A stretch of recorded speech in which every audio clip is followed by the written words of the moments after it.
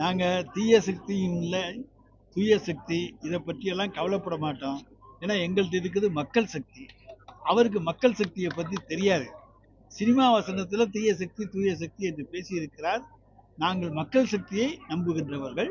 எங்களிடத்தில் மக்கள் சக்தி இருக்கிறது.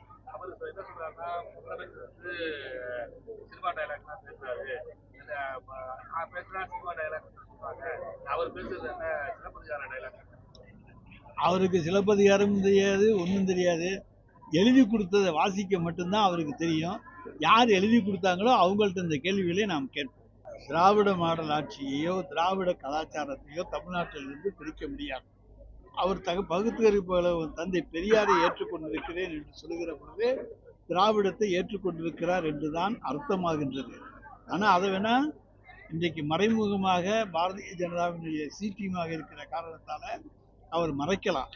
ஆனால் ஒன்று மட்டும் உண்மை, அவரை பொறுத்த வரைக்கும் அவர் எந்த காலத்திலும் அவர் நினைப்பது நடக்காது.